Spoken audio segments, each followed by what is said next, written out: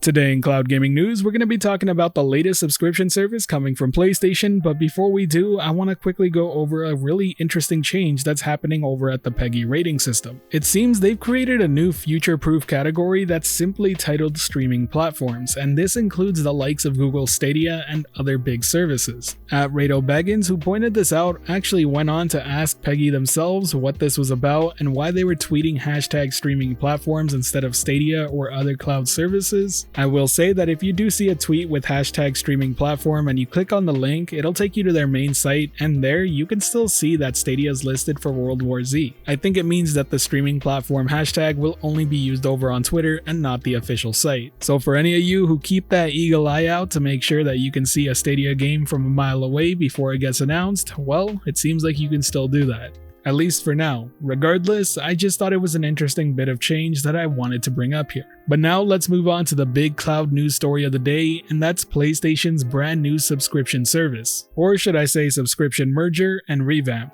The long-awaited Spartacus is finally here, and we now have the details for exactly what you can expect. There are 3 tiers in total, and I'll quickly be breaking down each and every single one of them, beginning with PlayStation Plus Essential. This is PlayStation Plus as you know it. Pretty much no change other than the fact that they have stated that you will only get 2 monthly downloadable games now. Besides that, nothing else has changed. You can still expect exclusive discounts, cloud storage, online multiplayer access, and the pricing model is exactly the same. Then comes the second tier, PlayStation Plus Extra, which provides all the benefits from the Essential tier, but now with a catalog of up to 400 games from the PS4 and PS5 era. They've stated that the games will include blockbuster hits from PlayStation Studios as well as third-party partners, and the games are only playable via download. When it comes to pricing in the US dollar, it'll be $14.99 monthly, $39.99 quarterly, and $99.99 yearly.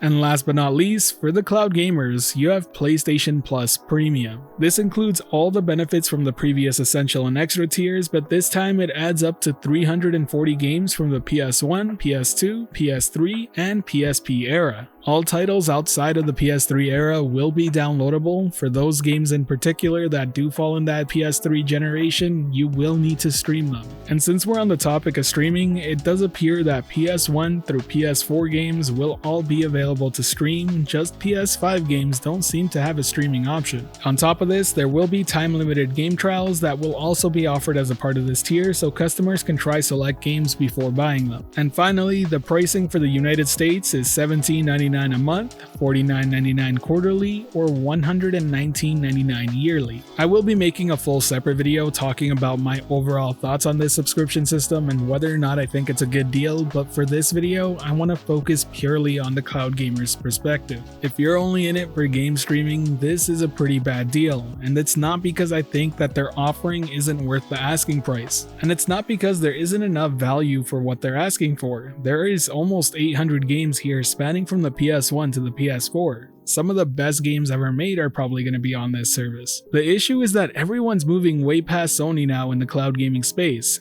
Over here, you can only stream on PC and console. This is happening at a time when pretty much every other service and cloud gaming platform can stream to your mobile phone, tablet, Chromebook, or pretty much anything else with a screen that can run a Chrome-based browser. That's kind of ridiculous to me, and they need to really get on top of that. Mobile gaming is a huge part of cloud gaming. Even if you find you yourself only playing on your TV, laptop, or computer, trust me when I say that the mobile market for cloud gaming is massive. And then there's the obvious glaring issue of not streaming PS5 games. We've entered this new generation, we're almost 2 years into it now. At some point, PS4 games are gonna stop coming out, so what are you gonna be streaming that's new? Xbox has already secured their Series X server blades and they're up and running. Sony needs to catch up on that front. And then finally, there's the issue of available locations. Yes, they have stated with this announcement that they will be expanding where those servers are located, but I seriously hope they don't take too much time to do so. Xbox has already expanded to plenty of territories that they're not in. The same goes for Stadia. But I think the biggest elephant in the room is the fact that if you've only been in it for PlayStation cloud gaming, you're now going to be paying more than you did before. Because PlayStation Now was much cheaper since you didn't have to tack on the price of PlayStation Plus for online multiplayer. And sure, maybe that makes sense if you have a console, but if you're only trying to stream games on your PC, well, sorry, but you're going to be stuck paying for PS Plus, which you probably probably won't even take advantage of. If you're a cloud-only gamer, I'm sorry to say it, but this subscription service really isn't for you. Now, I'll still be buying it, because simply put, I want to cover it, and not to mention I have a PlayStation 5, so I can take advantage of all the other features and deals. And if you do happen to be in my position, I actually don't think the premium tier is that bad. But if you've already moved to the cloud head on, well, you're gonna have to justify whether or not those PlayStation exclusives that are being offered are worth that premium price tag.